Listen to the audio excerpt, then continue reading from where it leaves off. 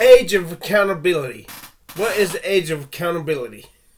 Well, down to the justice of God, all of us deserve death and hell. All of us, even little children. But God sent Jesus to die for our sins. I would think a just God would appropriate his death and shed blood to children who died before they could understand right from wrong. But did you know there are some Christians, born again, children of God, blood-washed children of God, who believe there is no age of accountability? So aborted fetuses, little children in the nurseries who died, those little, if a terrorist blows up a nursery and kills a bunch of little children, did you know there are some Christians who believe those children will burn in hell, or at least go to hell forever and ever and ever? And since all sin is equally loathsome to God, they believe they will burn forever and ever. Can you believe that? I'll show you some examples. There's this Chinese missionary, Pastor Tim Conway in Texas was talking about it.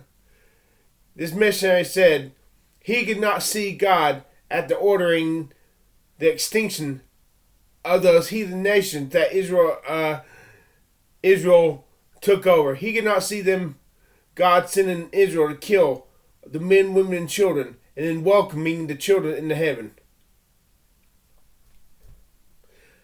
So basically,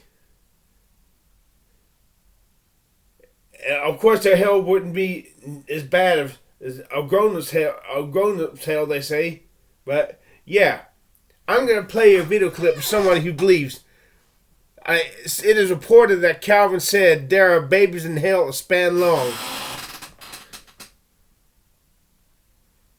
I forgot, John Calvin. Look how ugly. I wish I could send his belly to hell. I look so fat and ugly. Let's listen to this one.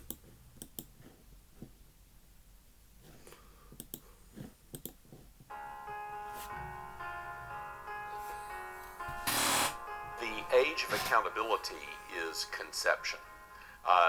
There is no time in a human being's life when he or she is not accountable to God. Really, the idea of an age of accountability arose in the 19th century and the 20th century amongst non-Calvinistic Protestants who were attempting to address the issue of infant mortality and explain on the basis of Arminianism and free will why all children who had been unable to exercise their own unaided faith by free will didn't go to hell. That's really where the idea of an age of accountability came from. And of course, Reformed theology has never had to have recourse to that in order to answer the question. The age of accountability is conception. We're all accountable. Now, what every Reformed person will realize is there is an age of discretion. There's an age of discernment. At some point in a person's life, as you mature, you begin to understand the faith in an adult way. And frankly, that's different for everybody. Jonathan Edwards was walking in the woods and having deep experiences of the love of the triune God when he was 5 years old.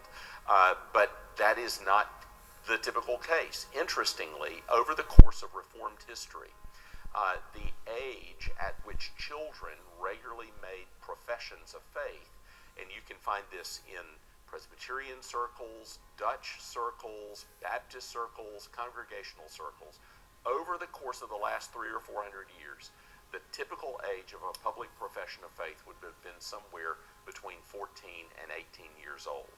Now, in our age, our time, that age has gotten younger.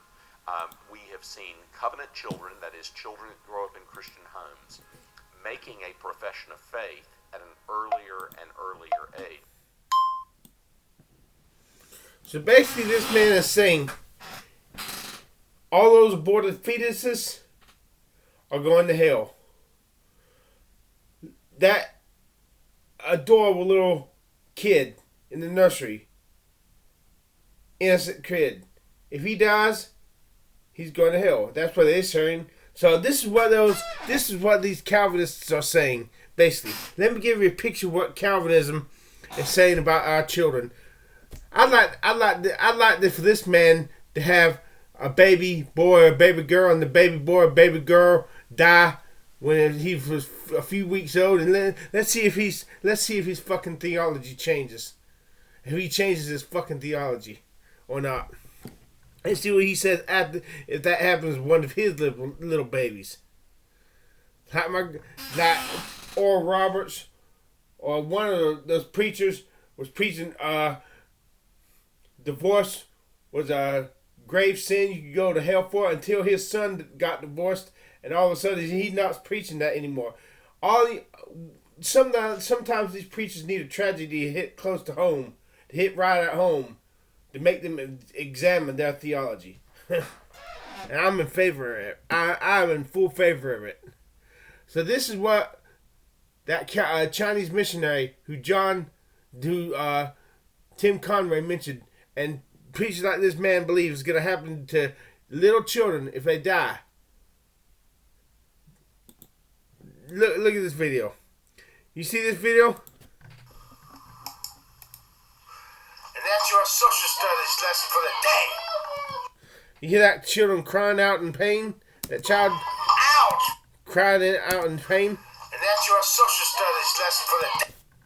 Basically, what the men are like this is saying is your children who die before they can understand they need to get saved are going to endure that, something like that, forever and ever and ever and ever and ever without end. Except instead of being the paddle, it's going to be, imagine dousing that child in gasoline, that 2-year-old child in gasoline, and lighting the match, and the fire never going out forever and ever. That's what they're saying. That's what those Calvinists are saying. This flies in the face of what Jesus said. All these Calvinists, don't let those children into heaven. They weren't saved. They didn't worship Jesus. They don't know Jesus. I like to hope Jesus would respond with indignancy like he did to the disciples when the disciples had rebuked the crowd for bringing their children to Jesus because they thought, these are just little kids. They're nothing. They can't do anything for Jesus. The Calvinists, those kids, your kid died when he was 2. He didn't love Jesus. He didn't know Jesus. He doesn't belong in heaven. I hope Jesus would look at that Calvinist with indignancy. He said, suffer little children and forbid them not to come unto me, so for such is the kingdom of heaven. Leave it to a theologian to mess everything up. Someone once said on a YouTube comment, that's why Jesus chose simple, dumb fishermen.